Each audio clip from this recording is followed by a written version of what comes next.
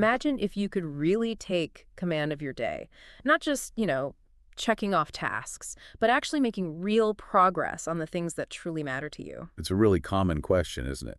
We all get the same 24 hours. Exactly. Yet some people seem to achieve so much, build amazing things, while others feel like they're just constantly trying to keep up. So what is the secret? What are those uh, underlying strategies that make such a difference in how much people can get done with the exact same amount of time? Well, it's this fascinating thing, isn't it? Time feels like it's everywhere, but also incredibly scarce sometimes. And the ways to unlock that effectiveness, they aren't always obvious. We get hmm caught up in the day-to-day whirlwind, kind of reacting instead of directing. Yeah, just putting out fires instead of building something. Understanding those principles is so key. It really is. It's about shifting that perspective. And speaking of exploring new things and valuable insights, we actually have some incredibly exciting news for you. Oh, yeah. What's that? We are absolutely thrilled, really, to announce our brand new third podcast. It's called the English Books Podcast. That's fantastic news. The English Books Podcast. Yeah. So if you love getting lost in a good story, if narratives transport you and you find wisdom in literature, well, this is really crafted for you. Sounds like a perfect fit for anyone who enjoys digging into ideas and stories. It really is. So we'd be absolutely delighted if you'd give the English Books Podcast a listen. Maybe give it a thumbs up if you like it.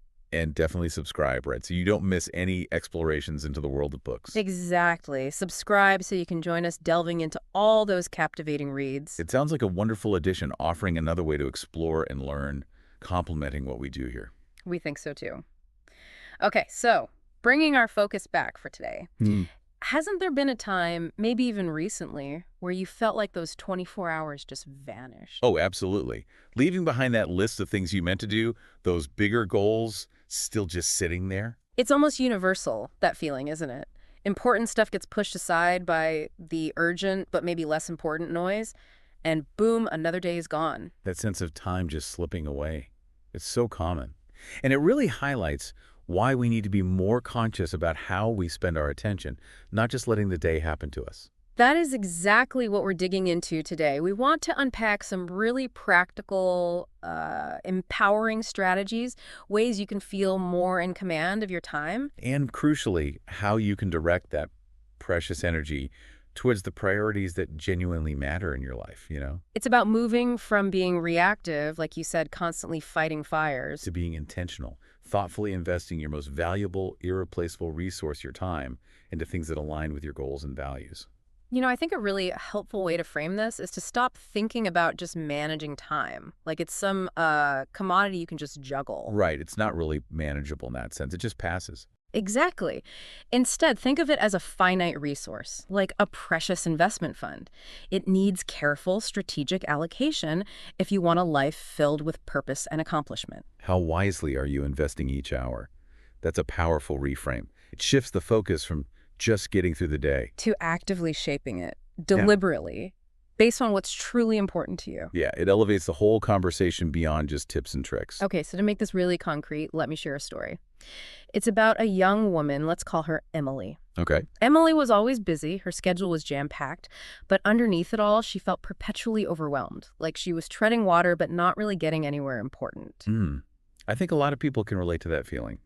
Busy, but not productive. Totally. Her days were full, dawn till dusk, but she just couldn't shake that feeling of stress and, honestly, a lack of real achievement. That constant barrage of demands in modern life, it can easily lead to feeling swamped, can't it? Absolutely. So one afternoon, feeling pretty disheartened, she's sitting on a park bench, just trying to catch her breath. A moment of peace, hopefully. And she has this chance encounter with a wise older woman. This woman, she just sort of noticed Emily's exhaustion, the worry on her face. Sometimes strangers see things clearly. Right, and she kindly asked what was wrong. Emily, feeling this unexpected connection, just poured it all out. The endless list, the feeling of drowning in tasks, always short on time. It's amazing how opening up, even to a stranger, can sometimes help. It really is. So, the wise woman listens, smiles knowingly, and then she does something interesting.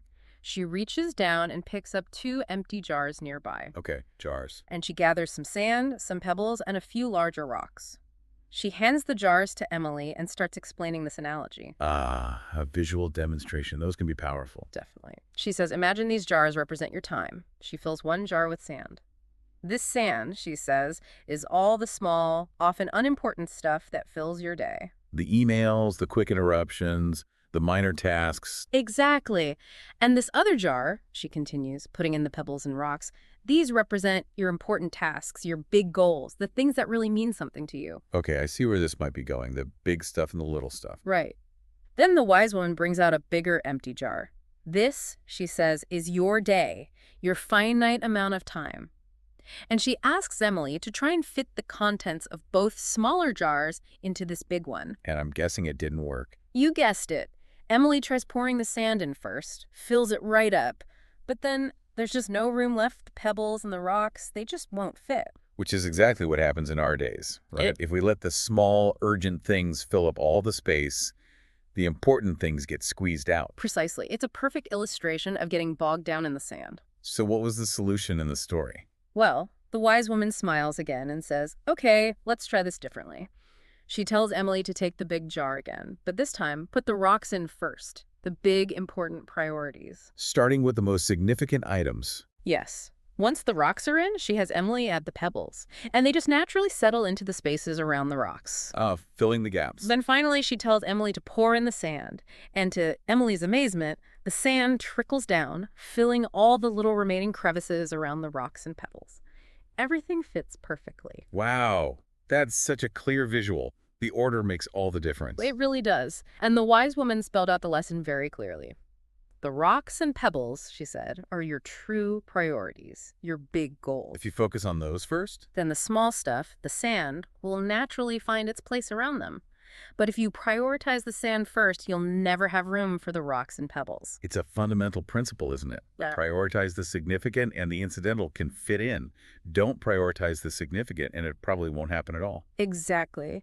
And the takeaway for Emily and for all of us was just transformative. Focus on your core priorities first, and the smaller tasks can fit around them. It leads to a life that feels way more purposeful, productive, and ultimately more fulfilling. That's a fantastic analogy.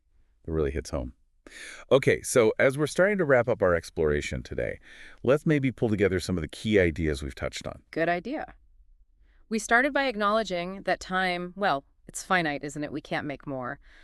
But we absolutely can get smarter and more effective in how we use the hours we have. And a huge part of that effectiveness comes from having a clear purpose, that why behind your actions. It helps you figure out what actually deserves your limited time and energy. Definitely. And building on that, we talked about practical strategies like thinking about tasks in terms of urgency versus importance. Right. That idea helps you distinguish between what screams the loudest right now and what actually moves the needle on your long-term goals. It's about prioritizing for impact. Knowing that difference is crucial so you're not just reacting all day. And we also talked about the power of routines, daily routines. Oh, yeah, huge. Like a solid morning routine to set the tone, maybe some exercise, meditation, reading, whatever works for you. It really energizes you for the day. And evening routines, too. They're just as important for winding down, maybe journaling, planning the next day, or just connecting with family. It helps create that sense of closure and preparedness. We also mentioned daily planning, right? Just the simple act of making a to-do list, outlining your day. It sounds basic, but it gives you intention and focus. These routines and planning habits, they provide that structure, that framework. They help you move from being purely reactive to being proactive with your time. Of course, we have to touch on procrastination too, that sneaky hurdle. Always lurking, isn't it? We talked about breaking big tasks down, making them smaller, less intimidating. That really helps you just get started. Setting realistic deadlines for those smaller steps helps too. Creates a bit of gentle pressure. And accountability partners. Sharing your goals with someone, having them check in, that can be a really powerful motivator, especially when your own willpower is flagging a bit. Knowing someone else knows what you're aiming for makes a difference. Definitely adds that extra push sometimes. And finally, we really stress the importance of balance and well-being overall. You can't be effective long-term if you burn out. Absolutely. That means prioritizing self-care, setting boundaries to protect your time and focus, and taking moments for regular reflection. Checking in, is this working? What needs adjusting? That self-care, the boundaries, the reflection, they're not luxuries. They're essential for sustainable productivity and just, well, living a good life. Couldn't agree more. They keep you fueled and focused for the long haul. So as we bring this exploration to a close, here's a thought to maybe leave you with. We can't control the clock, right? Time just keeps ticking. But we absolutely can control our focus, our actions, and how we choose to invest that precious, finite time we have. And building on that, just remember, every single moment is an opportunity. Making conscious choices about how you use those moments, that's the real key. That's the path to a more fulfilled, more productive, and ultimately a more meaningful existence. It's about those conscious choices, day by day, moment by moment. Thank you so much for spending your time with us today for this exploration. We really appreciate you listening, and we warmly invite you to check out our other episodes for more insights and discussions.